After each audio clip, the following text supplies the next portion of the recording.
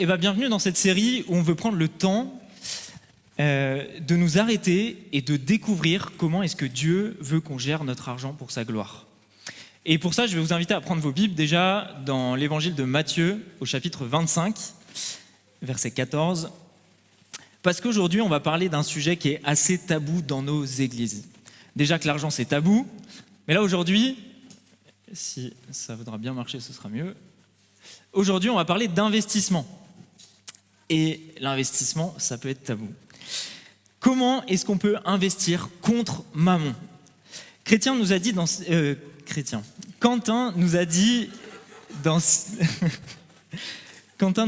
ces derniers temps que l'amour de l'argent et la vie chrétienne, c'était deux choses qui sont incompatibles. Pourtant, aujourd'hui, on va parler d'investissement et on va apprendre à investir sans servir l'amour de l'argent. Est-ce que vous saviez, et moi je l'ai découvert aujourd'hui, que Jésus nous encourage à investir ? Le texte qu'on va lire aujourd'hui, il fait partie d'un discours plus global de Jésus sur le mont des Oliviers, où il va expliquer ce qu'il attend de ses disciples pendant toute la période où il va monter au ciel et jusqu'à ce qu'il revienne. Et il va répondre avec plusieurs paraboles dans ce chapitre et puis celui d'avant, dont celle qu'on va lire maintenant. Et donc vous pouvez ouvrir vos Bibles, Matthieu 25, au verset 14. Il en sera comme d'un homme qui, sur le point de partir en voyage, appela ses esclaves et leur confia ses biens. Il donna 5 talents à l'un, 2 à l'autre et un au troisième, à chacun selon ses capacités.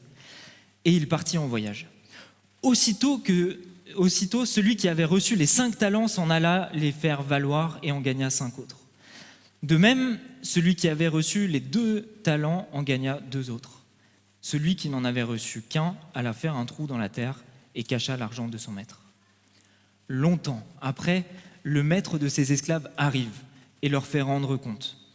Celui qui avait reçu les 5 talents vint apporter 5 autres talents et dit : « Maître, tu m'avais confié 5 talents, en voici 5 autres que j'ai gagnés. » Son maître lui dit : « C'est bien, tu es un bon esclave, digne de confiance.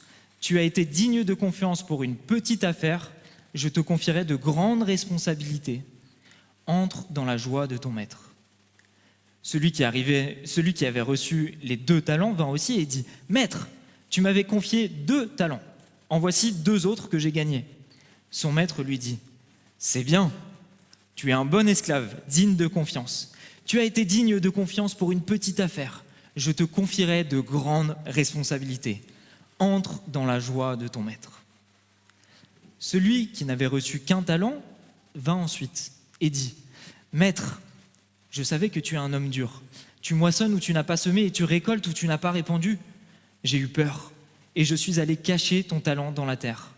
Le voici, prends ce qui est à toi. » Son maître lui répondit : « Esclave, mauvais et paresseux, tu savais que je moissonne où je n'ai pas semé et que je récolte où je n'ai pas répandu ? Alors tu aurais dû placer mon argent chez les banquiers, et à mon arrivée, j'aurais récupéré ce qui est à moi avec un intérêt. Enlevez-lui donc le talent et donnez-le à celui qui en a déjà 10. Car on donnera à celui qui a, et il sera dans l'abondance, mais à celui qui n'a pas, on enlèvera même ce qu'il a. Et l'esclave inutile, chassez-le dans les ténèbres du dehors, c'est là qu'il y aura des pleurs et des grincements de dents. » Waouh. On a plein de choses qu'on va devoir se dire aujourd'hui. Dans cette parabole, le problème, c'est pas d'avoir peu, le problème, c'est de ne rien faire avec ce qu'on a reçu.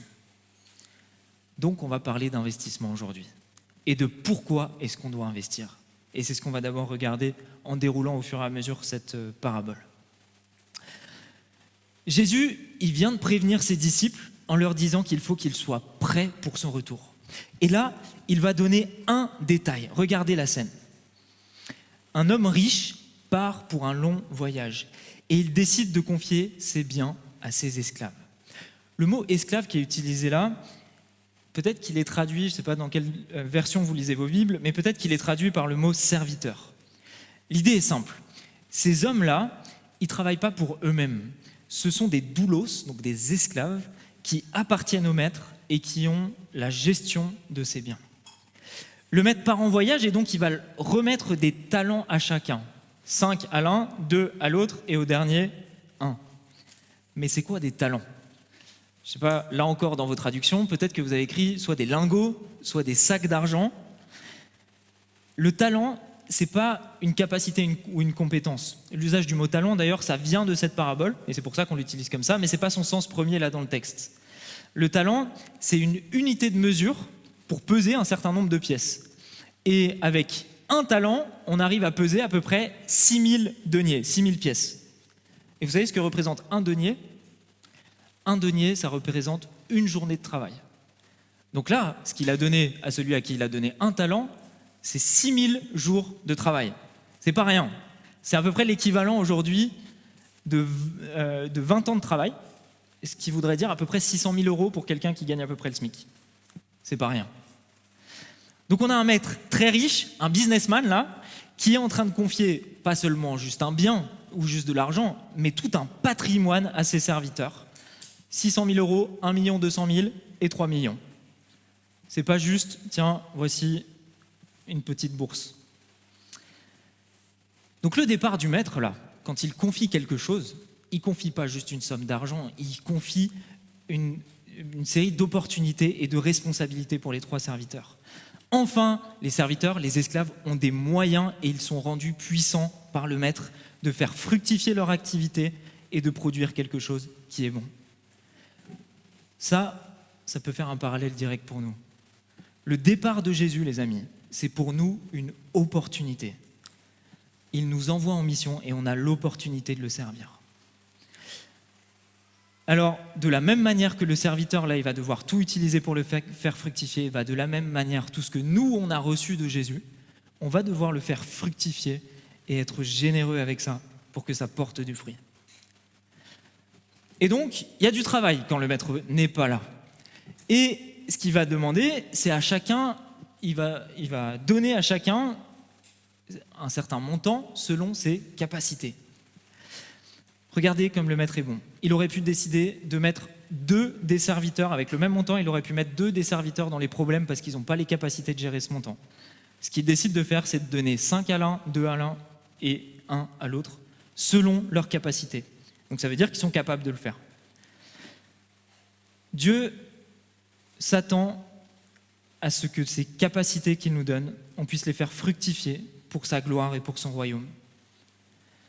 Les attentes de Dieu, les amis, elles sont exactement les mêmes pour tous. Tout le monde est invité dans le royaume à le servir et c'est absolument pas réservé à une élite. Et c'est ça qui fait la beauté de son œuvre. Pour le riche comme pour le pauvre, le bien portant et le mal en point, le jeune et le plus vieux, tous ont la responsabilité de donner le meilleur pour Christ. Peu importe ce qu'on a à la base. Donc il n'y a pas de fatalisme possible.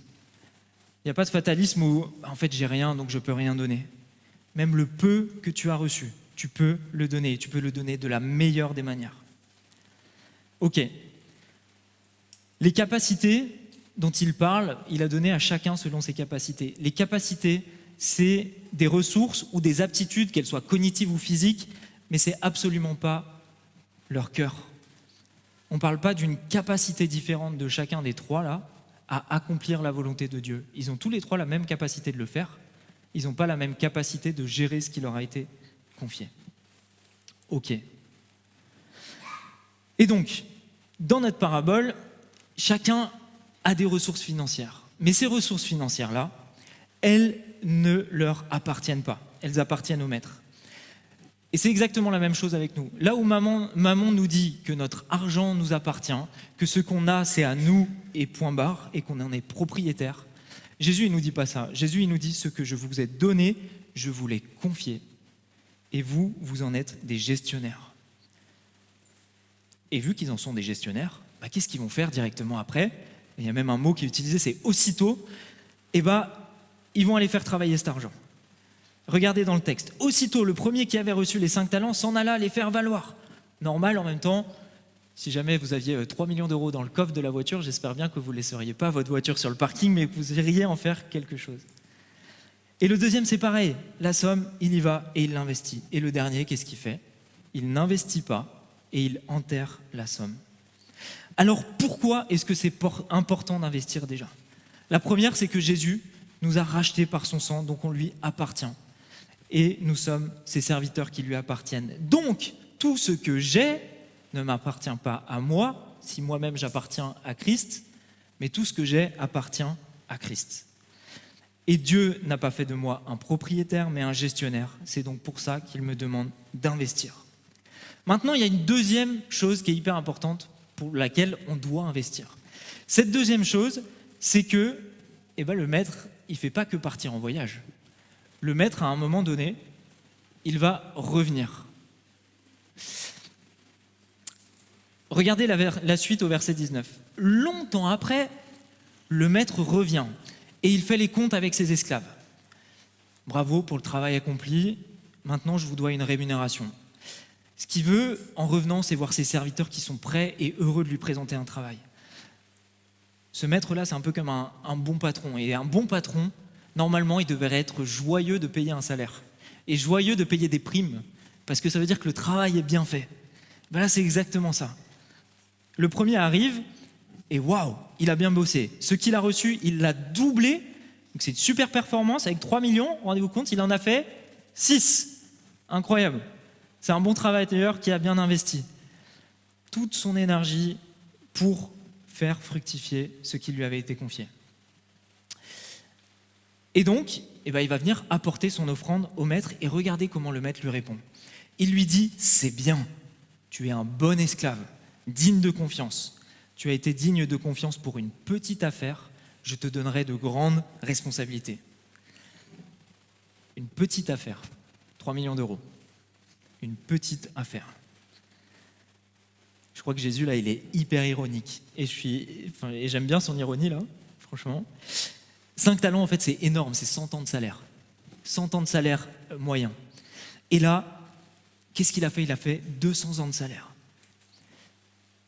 En fait, Jésus, ce qu'il est en train de montrer à ses disciples, hein, c'est qu'un business à succès, une carrière qui réussit, un travail qui porte des fruits en abondance, tout ça, là, si le cœur est à la bonne place, pour Jésus, c'est vraiment pas grand-chose. Vraiment, croyez-moi, une carrière qui réussit, un business qui a du succès, pour Jésus, c'est rien du tout. Ça n'a rien d'impressionnant pour lui. Et ça doit parler aux plus carriéristes d'entre nous, là. C'est bien de se donner à fond, avec sérieux et intégrité pour le travail. Et quand vous avez les fruits, on a de quoi s'en réjouir des fruits de ce travail-là. Mais Dieu, quand il te fait réussir dans ce genre d'entreprise, c'est aussi pour te montrer que lui, il a prévu quelque chose d'encore plus grand pour ça. Tout ça, tout ce que tu réussis à accomplir dans le monde, c'est absolument rien du tout à côté de ce que Dieu veut que tu accomplisses dans son royaume. Prenez l'exemple de Pierre. Vous savez, le disciple Pierre et son frère André, tous les deux, ils étaient pêcheurs. Leur métier, c'était de faire de la pêche. Et Jésus, à 2 fois dans l'histoire des évangiles, il va leur faire pêcher tellement de poissons que leur business, c'est un business à succès, quoi, en quelque sorte. Et Jésus, qu'est-ce qu'il va dire à Pierre et à André? Il va leur dire, mais en fait, c'est rien du tout. Moi, ce que je veux vous faire, c'est vous faire changer de métier, là. Vous allez arrêter d'être pêcheurs et vous allez devenir des pêcheurs d'hommes. Et là, vous allez voir des miracles encore plus grands se passer. Donc, le maître valorise la fidélité et le travail. Bravo, tu as bien travaillé, tu auras de plus grandes responsabilités. Alors, entre dans la joie de ton maître. C'est génial. L'esclave, là, est invité à passer du temps dans la présence de son maître. Ok, super. Et alors, qu'est-ce qui se passe pour le deuxième maintenant? Pour le deuxième, c'est tout pareil. En fait, il n'y a aucune différence entre le premier et le deuxième. Ce que Dieu voit, c'est pas que le deuxième, il a réalisé 2,5 fois moins de profit que le premier. C'est pas du tout ça que Dieu voit. Ce que Dieu voit, c'est que par rapport à ce qu'il avait de base, il a fait le meilleur. Et c'est ça qui est génial. Et ce que Dieu désire, c'est le meilleur de ce qu'on a reçu. Même si on a reçu quelque chose de différent à la base et qu'on a des responsabilités différentes. Donc pourquoi est-ce que c'est important d'investir dans nos vies là ? C'est important d'investir parce que Jésus veut être fier de nous à la fin de nos vies et à son retour. Et que nous, en retour, on veut être prêts à le rencontrer pour qu'il soit fier de ce que j'ai fait, de la vie qu'il m'a donnée. Ok. Bon. Et le troisième alors ? Qu'est-ce qui se passe avec le troisième ? Déjà, regardez le contraste. Les deux premiers, ils arrivent avec les fruits de leur travail et ils sont fiers d'en parler. Et là, le troisième, il arrive avec deux choses, une excuse et une accusation. Il ne dit pas « regarde ce que j'ai fait fructifier » comme les autres. Il dit « tu es un homme dur ». Notre troisième serviteur, il est sur la défensive et il critique. Il est en train de se justifier là. Et il dit « j'ai eu peur, je suis allé cacher ton talent dans la terre. Le voici, prends ce qui est à toi. » Vous allez me dire « t'es gentil Yann, mais il n'a pas volé l'argent non plus. C'est quoi le problème ? Il ne l'a pas dépensé dans le péché, il ne l'a pas gaspillé dans des plaisirs. Non, il l'a enterré, il l'a gardé, il l'a protégé, c'est safe. Humainement, on pourrait se dire, ouais, ça va, il n'a rien perdu, c'est pas si grave. Et c'est quand c'est pas si grave et que la réponse est aussi sévère qu'il faut qu'on se laisse choquer par le texte. Parce que pour Jésus, le problème, c'est pas seulement le mal que tu fais, le problème, c'est aussi que tu refuses de faire le bien avec ce que Jésus t'a donné. Et nous, les Français, là-dessus, on a parfois une petite culture de la médiocrité à ce sujet et on refuse d'investir généreusement pour le royaume de Dieu. Et clairement, ça, c'est péché. Une vie chrétienne qui consiste uniquement à dire « moi, ça va, je ne suis pas pire que les autres, je n'ai pas volé, je n'ai pas trompé ma femme, je n'ai pas tué quelqu'un, je n'ai pas fait ceci, je n'ai pas fait cela, etc. » Ce n'est pas une vie chrétienne comme celle que Dieu désire. Dieu, il veut beaucoup plus que ça. Il veut une transformation et une action. À chaque fois qu'on cherche à se justifier par des actes ou par des choses qu'on a fait ou des choses qu'on n'a pas fait ou par une éthique, là, les amis, à chaque fois qu'on est en train de faire ça devant Dieu, il faut qu'on s'alerte. Il faut qu'on s'alerte parce qu'on n'est personne pour se justifier devant Dieu. Il y a un théologien du XXe siècle qui s'appelle Albert Schweitzer, qui était très investi socialement, qui a dit que nous ne devons pas être une religion uniquement soucieuse de ne pas faire de mal. On ne doit pas être une religion uniquement soucieuse de ne rien faire de mal. On doit être prêt, on doit être dans l'action. Prêt à ce que Jésus vienne, c'est passer à l'action et s'investir dans un service qui est actif, qui est responsable, qui est fidèle sur le long terme. Alors chaque jour, on a cette opportunité de faire fructifier ce qui nous a été confié. Et regardez comme Jésus est sévère. Il appelle l'esclave mauvais et paresseux. Il ne lui dit pas juste « Oh là là, mais je comprends ta situation, tu es fragile, tu manques de confiance en toi, allez, bon, c'est dommage, etc. » Non, là, il avait les capacités et il n'a pas fait ce qui a été attendu. Et Jésus est hyper sévère, il lui dit « Tu es mauvais et paresseux. » C'est hyper dur, mais c'est le texte. Et pourquoi Jésus est-ce qu'il est aussi sévère ? Jésus, il est aussi sévère parce que là, ce que le serviteur est en train de dire, c'est aussi qu'il estime que le travail qu'il aurait accompli, le fruit du travail, il devrait lui revenir. Et l'autre élément hyper grave, c'est que le but de ces serviteurs ici, c'est d'accuser le maître et de dire qu'il est injuste. Et vous avez vu cette phrase « Tu moissonnes où tu n'as pas semé et tu récoltes où tu n'as pas répandu ». Là, ce que le serviteur est en train de faire, c'est de nous faire croire que Jésus est injuste. Le maître qui a confié la fortune, il a fait confiance. Il a adapté, rappelez-vous, à chacun la somme en fonction des capacités de chacun. Ça veut dire que le troisième est capable de faire grandir la valeur. Ensuite, il a récompensé largement les deux autres. Donc, il n'est pas injuste. Et donc, le maître, il va reprendre ces mots. Et il va dire, tu savais que je moissonne où je n'ai pas semé et que je récolte où je n'ai pas répandu ? Il lui répète ça, pas pour valider l'accusation, mais il le retourne contre lui en lui disant, mais si tu pensais vraiment ça de moi, alors tu aurais dû agir et faire le minimum et placer l'argent à la banque. Les amis, Jésus, c'est pas un tyran qui profite des situations, mais c'est un maître qui confie ses biens à ses serviteurs pour qu'ils produisent du fruit. En fait, le serviteur, là, son problème, c'est qu'il se cherche des excuses. Et vous avez vu, il a invoqué la peur comme une excuse valable pour n'avoir rien fait. Mais Jésus, il va lui dire, ton problème, là, c'est pas la peur. Ton problème, c'est que tu n'as rien voulu faire, que tu as été paresseux, donc. Et qu'est-ce que fait un paresseux quand il fait rien ? Vous en avez sûrement peut-être autour de vous. En général, un paresseux qui fait rien, il va cultiver un avis négatif sur le maître, le boss, le responsable, ou sur la situation. Et ça, c'est très très récurrent chez les paresseux. C'est hyper facile de critiquer quand on se contente de la médiocrité et qu'on n'essaye pas déjà soi-même de donner le meilleur. Parce que critiquer, ça déresponsabilise.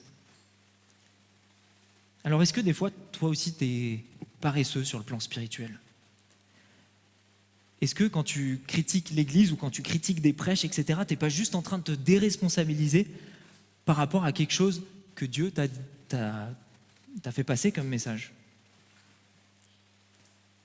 Combien de fois tu repars le dimanche avec quelque chose à appliquer, mais tu analyses et tu cherches des excuses derrière ? Parce que je suis comme ça, c'est mon caractère, j'ai grandi comme ça, j'en suis pas vraiment capable. Est-ce que tu fais délibérément le choix de ne pas être transformé parce que ça te coûte ? Si c'est le cas, ça s'appelle la fainéantise et la paresse, et Dieu est sévère par rapport à ça. Le serviteur, ce qu'on voit là, c'est qu'il ne comprend pas, ou alors il nous fait croire qu'il ne comprend pas le caractère du maître. Mais le maître, lui, il comprend complètement le caractère du serviteur. Le serviteur, là, ce n'est pas un disciple. Un vrai disciple ne peut pas voir Jésus comme un tyran, comme un maître qui demande tout et qui n'offre rien en retour. Et si tu as un peu ce sentiment dans ton cœur, c'est qu'il y a quelque chose qui ne va pas. Si tu ressens ça, pose-toi la question de pourquoi tu fais les choses pour Jésus, et si tu les fais vraiment pour lui, ou si tu les fais pour obtenir quelque chose. Jésus, ce n'est pas un tyran prêt à nous détruire et à nous punir dès qu'on fait un pas de travers. C'est quelqu'un qui nous donne des responsabilités. Et le plus grand danger, ce n'est pas d'avoir peu de choses, mais c'est d'avoir rien fait avec ce que Christ nous a donné. Et le souci avec la paresse, c'est qu'il y a souvent un deuxième fléau avec ça, c'est la mauvaise foi. Et la mauvaise foi ici, c'est que investir, ça coûte du temps et des efforts, et ce serviteur, en fait, c'est exactement ce qu'il n'avait pas envie de faire. Là, je suis un peu sévère avec la paresse, mais parce qu'il y a vraiment un danger, là. Ce texte, il nous alerte par rapport à un danger par rapport à ça. Et on ne veut pas être timide par rapport au fait de corriger la paresse, parce que c'est quelque chose de grave. Parce que dans toute la Bible et même sur cette série de prédications, on a pas mal échangé depuis le début, c'est plutôt les riches qui prennent cher dans la Bible, en général. C'est plutôt les riches qui sont punis. Et les pauvres qui sont décrits comme des personnes qui ont besoin aussi de Dieu et qui ont plein de choses, etc. Et qui sont aussi elles-mêmes riches dans leur cœur. Mais là, le pauvre qui reste pauvre parce qu'il est paresseux, c'est lui qui prend cher dans cette parabole. Notre mission dans l'Église, c'est d'aider celui qui est dans le besoin. C'est ça un pauvre. C'est pas d'aider le paresseux qui attend. Alors qu'on soit riche ou qu'on soit pauvre, peu importe le niveau de responsabilité qu'on a. Soit on se présente devant Dieu fier d'avoir tenu jusqu'au bout et purifié par son sang pour tout ce qu'on n'aura pas fait, soit on se présente devant Dieu coupable de ne pas avoir fait le bien et d'avoir une vie qui insulte le prix que Jésus a payé. Les amis, notre foi, elle doit avoir un impact sur nos vies, elle doit produire du changement. Et c'est hyper important tout ça, parce que Jésus revient pas que pour récompenser. Jésus revient aussi pour juger. Et c'est pour ça qu'il faut aussi investir. Parce que Jésus revient pour juger, et celui qui n'aura pas investi, regardez ce qu'il se passe, son unique talent, ce qu'il a est donné à celui qui a déjà. Et la fin de la parabole, quand il parle de l'esclave inutile, il dit « Chassez-le dans les ténèbres du dehors. C'est là qu'il y aura des pleurs et des grincements de dents. » Clairement, quand le texte nous parle de tout ça, c'est triste et c'est dur, mais il nous parle de l'enfer. Et ce texte-là, il est plutôt adressé aux chrétiens. Si ma vie ne porte pas de fruits, il y a un risque. Waouh! On était censé parler d'investissement. Je ne sais pas si vous attendiez à ce qu'on parle de tout ça quand on parlait investissement. Oui, Jésus exige qu'on fasse des investissements parce qu'il nous a donné des capacités, des ressources, des opportunités, parce qu'il attend du coup qu'on en soit des bons gestionnaires. Et aussi parce qu'un jour il reviendra et il voudra soit nous féliciter, soit nous juger. Alors maintenant qu'on a compris tout ça, on a besoin de clés, parce qu'on a besoin d'investir maintenant, si on a compris que c'était important d'investir. Ce dont on a besoin maintenant, et j'avais prévu, mais bon, il y a eu des petits imprévus techniques, de mettre une chemise pour le moment maintenant. Ce qu'on va faire maintenant, c'est se construire un plan d'investissement. Et pour ceux qui ne me connaissent pas très bien, peut-être que vous ne le savez pas, mais j'ai fait des études de finance. Et en finance, en plus j'ai fait mes études en Suisse chez des gens qui sont réputés pour bien gérer tout ça. Et en finance, on apprend quelques règles générales. Et là d'ailleurs, ça peut être bien si vous avez envie de prendre des notes de comment est-ce que vous allez pouvoir gérer votre plan d'investissement. Et ce qui est important, un bon investisseur, c'est pas quelqu'un qui a 100 000 investissements. Un bon investisseur, c'est quelqu'un qui a une stratégie, qui a une discipline et qui a une régularité. C'est pour ça qu'on va se faire un plan d'investissement maintenant en 4 étapes. Et les 4 étapes que je vais vous donner, c'est celle-ci. Faire l'inventaire de ton capital, choisir où investir, faire ta première opération, commencer à investir et être régulier. Et pour ça, je vais vous parler de quelques phrases clés dans la finance. Et dans la finance, ils aiment l'anglais. Et du coup, je vais les mettre en anglais, puis on va les traduire. Il y a une maxime qui dit « Know what you own ». Connais ce qui t'appartient. Alors, dans notre cas, ce serait plutôt ce que Dieu t'a confié. Ça, c'est déjà un point qui est hyper important en finance, en investissement et dans l'investissement que vous voulez faire pour le Seigneur. Le premier capital que Christ t'a confié, c'est quoi? C'est la grâce qu'il t'a faite, c'est la vie abondante qu'il t'a donnée en Jésus-Christ. Ça, c'est la base de ton plan d'investissement, c'est d'investir dans ta relation avec Dieu, arrêter de pécher, continuer à pardonner comme Jésus t'a pardonné et entrer dans la mission. Ok, mais bon, avec ça, je vous aide pas trop, je le comprends.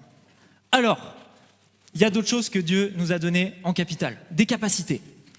Quelles sont ces compétences que tu as naturellement, que tu as depuis ton enfance même, que Dieu veut que tu investisses pour lui? Réfléchis-y un petit peu. Quels sont ces dons que Dieu t'a donnés après ta conversion et qu'il faut que tu continues de développer? Quels sont ces dons spirituels que Dieu t'a donnés? Ça, c'est une question. Ces 2 questions-là, il faut prendre le temps d'y répondre pour savoir comment on va pouvoir les investir pour Dieu. Ok. Troisième, du coup, le temps. Quel est le temps dont tu disposes? Et là, je vais te demander de réfléchir au temps que tu as en disponibilité dans ta semaine. Peut-être que tu fais un travail où tous les midis, tu as 2 heures de pause. Ok, comment est-ce que tu peux mettre ça à profit pour Dieu? Tu as peut-être beaucoup de temps avec tes amis, et c'est génial, et vous passez des bons temps ensemble. Comment est-ce que tu fais pour que ce temps avec tes amis soit investi pour la gloire de Dieu? Ok, quatrième point, pardon. Le matériel. Il y a plein de choses que Dieu nous donne matériellement. Et là, il faut que je vous donne un exemple. Avec Eva, quand on est venu à Nantes, 1 an après, on a eu l'opportunité, Dieu nous a donné l'opportunité d'acheter un appartement. Et là, à la fin de cette semaine, on part en camp scout, en camp flambeau. Et c'est la première fois, et c'est un peu dangereux pour moi de vous dire ça, c'est la première fois depuis qu'on a cet appart que quand on part pour une période de plus d'une semaine, on ne prête pas l'appart. Depuis 2022. Et ça, franchement, on ne l'a pas cherché. C'est parce qu'on a décidé de prier par rapport à ça, de le donner à Dieu depuis le démarrage. Cet appart ne nous appartient pas, il appartient à Dieu. Et donc, s'il peut être utile à des gens pendant nos absences, eh ben, qu'il le soit. Et c'est dangereux pour moi de vous le partager, parce que du coup, notre appart est dispo 2 semaines dans une semaine. On pourrait dire la même chose d'une voiture. Peut-être que tu réfléchis à acheter une voiture en ce moment, et que tu as envie d'avoir une voiture qu'avec 2 places à l'arrière, ou alors même, peut-être tu veux t'acheter une moto à la place. Peut-être que Dieu te demande d'acheter une voiture plus grande pour pouvoir transporter des personnes pour les amener à l'église, ou pour aller à Big Church. Peut-être que tu décides de ne pas investir dans certaines choses parce que tu as peur qu'elles soient utilisées par Dieu. Et bien ça, c'est pas la bonne attitude de cœur. Moi, je pense que la prochaine voiture que j'achète un attache-remorque pour pouvoir bénir avec cette remorque. Voilà, typiquement. À nous de réfléchir comment est-ce qu'on veut bénir avec nos biens. Alors, quels sont ces biens matériels que tu as déjà et que tu peux donner à Dieu, soit en les donnant complètement, soit en donnant leur usage. Ok ? Ok. Et le 5e point, la finance, les sous. À qui appartient l'argent que tu as ?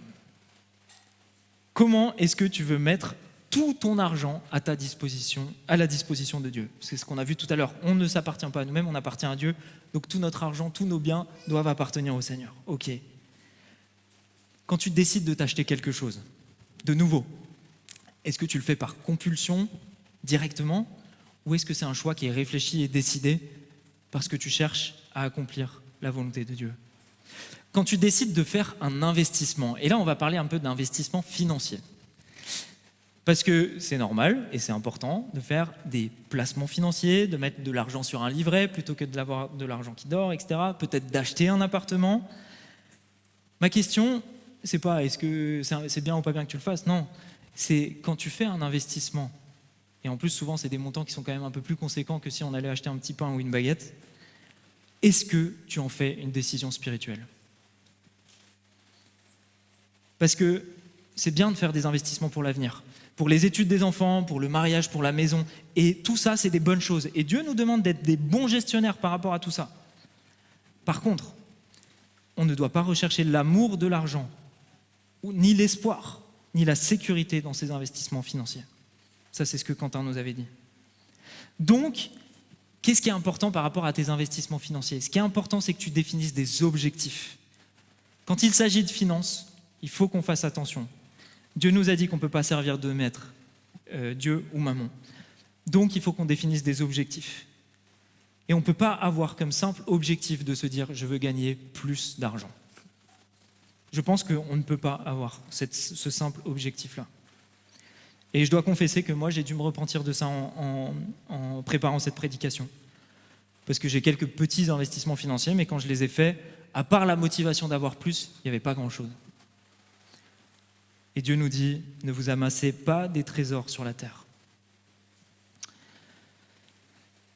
Donc sur ce sujet, il faut faire preuve de beaucoup de vigilance, mais aussi il faut y aller, quoi. On veut répondre à ce verset. Que nous mangions, que nous buvions, bref, quoi que nous fassions. Faisons tout pour la gloire de Dieu. Ok. Deuxième maxime de finance, enfin plutôt la suite. Know what you own. Et ça marche pas. And know why you own it. C'est important de savoir ce que tu as, oui, mais de savoir aussi pourquoi tu l'as. Et pour ça, là aussi on a quelques points. C'est important d'investir dans des priorités. Et tes priorités, elles peuvent différer pour chacun d'entre nous, mais ça peut être le couple, la famille, les enfants, l'église, le travail, ton prochain. Mais tous tes investissements là, ils n'ont pas le droit de tourner que autour de toi et de te servir que toi. Tes investissements, qu'ils soient financiers ou autres, doivent bénéficier aussi à ton prochain. Alors pourquoi tu as tout ce que tu as, tout ce dont on a parlé avant ? Et comment Dieu te demande de l'investir? Tout ce que tu as, tu dois savoir pourquoi tu l'as. Ok. Deuxième élément, tu dois savoir pourquoi tu as ce que tu as, pour quel public. Qui est-ce que tu dois bénir avec tout ce que tu as? Qui est-ce que tu dois servir? Qui est-ce que Dieu a mis sur ton cœur? Peut-être que la maladie te touche particulièrement. Voir quelqu'un de malade, ça, vraiment, ça te prend aux tripes, quoi. Eh bien, agis envers les malades. Avec ton temps, en rendant des visites, avec ta foi, en priant pour eux, avec ton argent, peut-être même en investissant dans la recherche, tiens, pourquoi pas? Tu comprends la situation des jeunes sans emploi parce que toi-même, tu as été dans cette situation-là, et les étudiants qui commencent une carrière, ça te touche. Eh bien, peut-être que tu peux les aider en les aidant à trouver un stage, en agitant ton réseau LinkedIn, qui est aussi quelque chose que tu as, un patrimoine quelque part.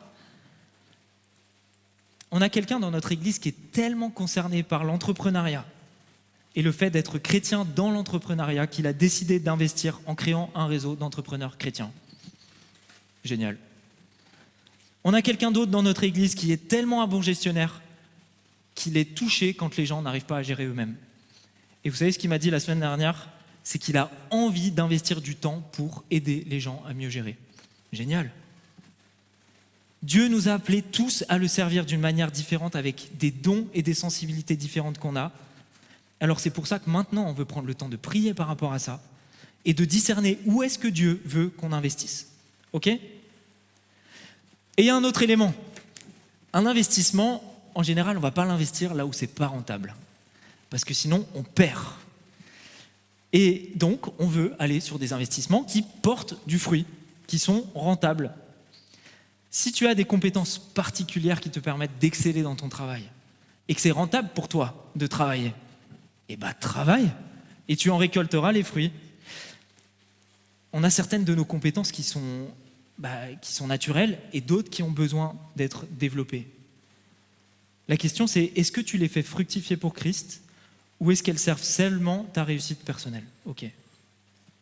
Être un bon investisseur, c'est décider parfois de stopper des investissements et de ne pas faire l'entêté. Quels sont les domaines de ta vie où là, tu es simplement en train de perdre ton temps, ton argent ou ton énergie pour des futilités? Peut-être même pour des choses que tu as créées. Des fois, quand on crée quelque chose, on n'arrive pas à le stopper. Et ben moi, il y a 2 ans de ça, j'ai dû stopper quelque chose qu'on avait créé parce que c'était une futilité pour moi. Et on veut surtout répondre à Dieu et ne pas s'épuiser là où il ne nous appelle pas. Dernier point, être créatif. De quelle manière est-ce que tu vas investir ce que Dieu t'a donné? Et là, j'ai conscience que parfois c'est un peu difficile et que vous pouvez vous sentir un peu paralysé dans tout ça. C'est pour ça que tu dois faire le point sur ce que tu as. Parce que je vais te donner un exemple. On a une église sœur, une église verticale en Roumanie, à Arad. Et il y a un monsieur qui savait qu'il avait quelque chose à donner, mais qui est un peu bizarre. Il avait une vache. Et du coup, il a décidé de donner cette vache à l'église. Et en fait, toute la production de lait de cette vache a permis de lever des sous pour pouvoir construire des nouvelles choses à l'église.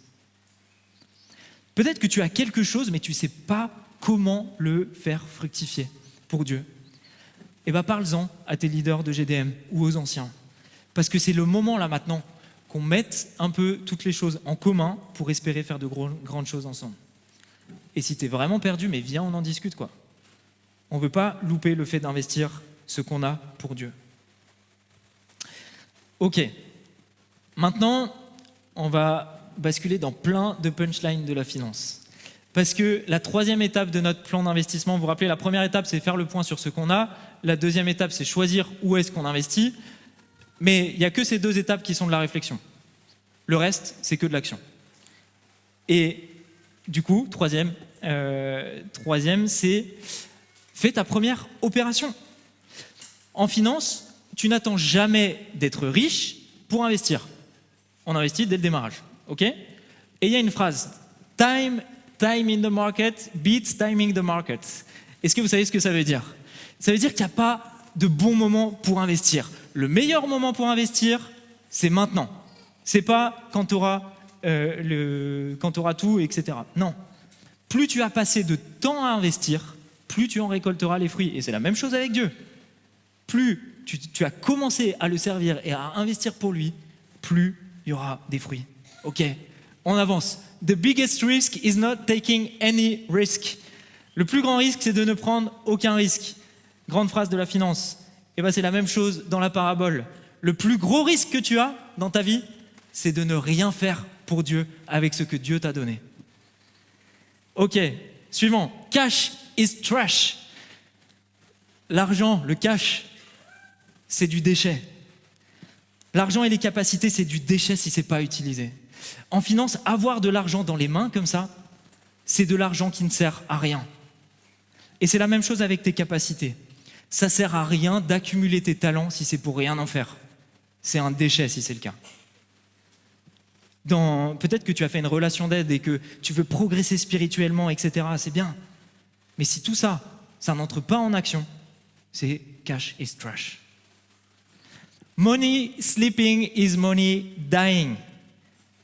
Une capacité ou un talent qui dort, c'est un talent qui meurt.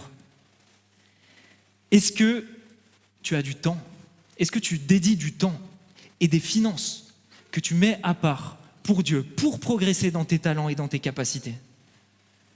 Ça, je crois que c'est un élément qui est hyper important. Et en novembre, vous serez prochainement informés de ça pour toute la partie logistique, mais en novembre, on a une conférence dans notre famille d'église. C'est la Vertical Conference, et qui va être en Roumanie. Alors c'est principalement, il y aura de l'anglais, on va voir si on arrive à traduire en français, mais vous serez prochainement informés. Est-ce que peut-être tu peux investir dans le fait d'aller là-bas pour te former et pour grandir? Peut-être que tu peux acheter un livre cet été et prendre le temps de le lire pour progresser sur ce niveau-là. Ok, phrase suivante. Analysis paralysis. Si tu passes ton temps à toujours te demander quelle est la volonté de Dieu, à analyser chaque détail, et que ça te fait que procrastiner, c'est que tu dois arrêter d'analyser et que tu dois maintenant passer à l'action. Je ne sais pas où tu en es et depuis combien de temps tu réfléchis à comment je vais servir Dieu, etc. C'est maintenant le moment de servir. Et il y a Dieu va te montrer, Dieu t'a déjà montré plein d'occasions maintenant pour le servir. D'ailleurs, toi qui étais dans mon GDM cette semaine, vous savez ce qu'on a fait cette semaine en GDM? On a fait exactement ça, on a fait un plan d'investissement, un plan de générosité. Et toi qui étais dans mon GDM cette semaine, est-ce que ce plan de générosité, c'est comme pour certaines personnes ici, il traîne sur la table de ton leader de GDM, ou est-ce que tu l'as mis en pratique? Si on a rempli un plan de générosité, c'est pas pour qu'il nous décore ou pour qu'on l'oublie dans le fond de notre sac, c'est pour qu'on le mette en action. Donc les personnes de mon GDM qui voudront pourraient venir le chercher. Ok. Le meilleur moment pour investir, c'est maintenant.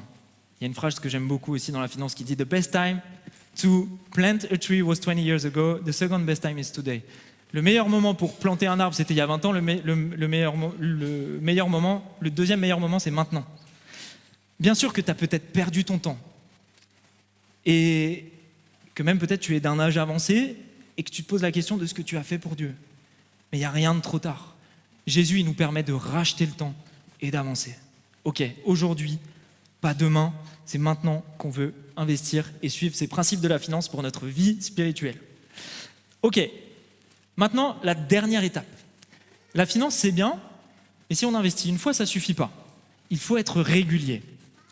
Donc, sois régulier, stay the course, persévère, prie, remets tes projets à Dieu, remets ces investissements à Dieu, persévère et continue de les faire. Que ces décisions-là soient des décisions spirituelles. On a quelque chose qui s'appelle la DCA.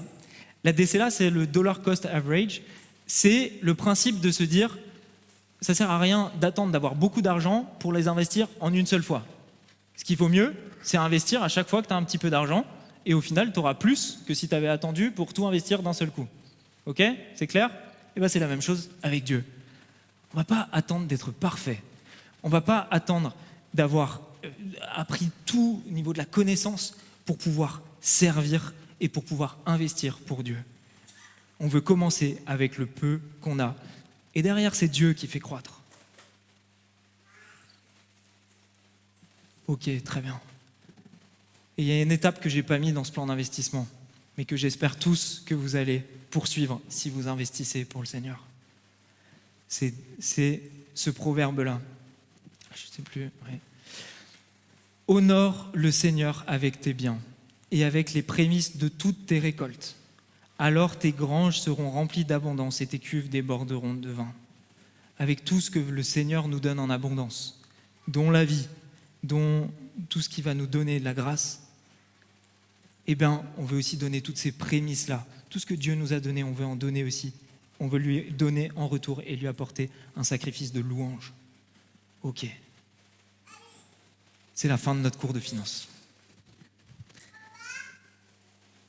Qu'est-ce que tu attends maintenant pour faire fructifier ce que Dieu t'a donné? Et là, ça va être le moment où on va prendre le temps de répondre à tout ce que le Saint-Esprit nous a dit dans ce texte, dans ce cours de finance et dans toutes ces choses. Est-ce que tu as fait quelque chose de ce que Dieu t'a donné?